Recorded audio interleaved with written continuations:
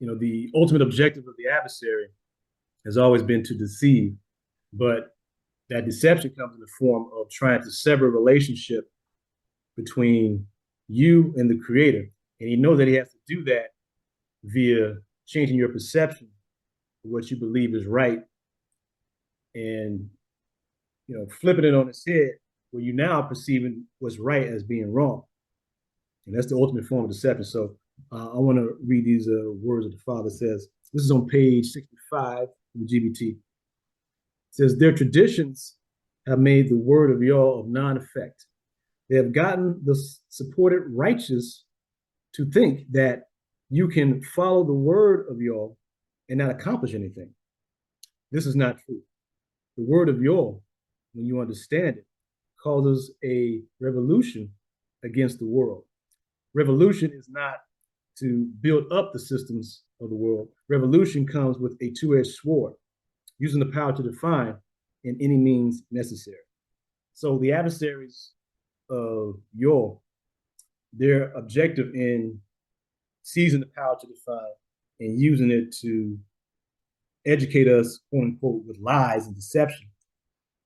The end result of that is to get us to perceive the things that are righteous that continuously causes us to ascend to higher and higher cycles of life and living, to look at that as being wrong or as being adverse to life, and seeing the lifestyle that they've given us, which is anti-Yah, anti-life, seeing that, perceiving that as being something that we can use as strength to get us to the quote unquote promised land that we are seeking to achieve in life, that end result.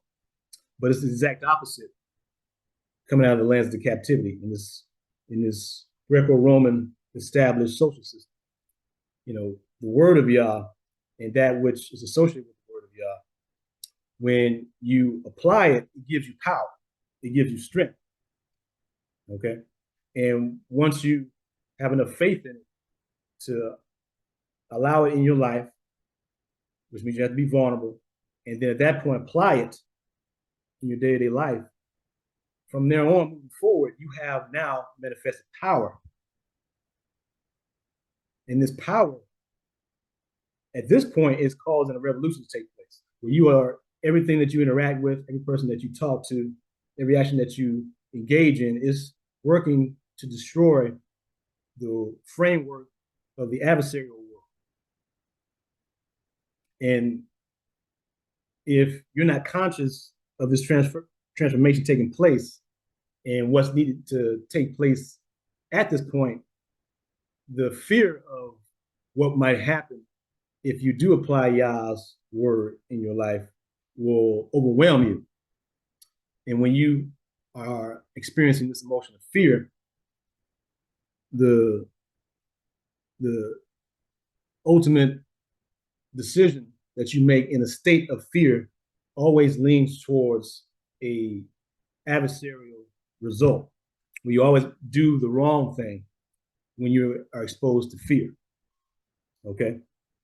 And that fear will cause you subconsciously to reject the word of Yah and continue to lean on that which is based on deception and lies.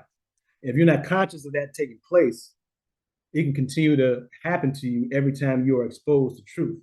And every opportunity is given to you to apply it, because the fear will come, you automatically say, you know what, no, I'm gonna lean to the left on this situation. I'm not gonna lean to the right and engage it. I'm gonna go back and retreat to my usual habits. And you always make the wrong choice.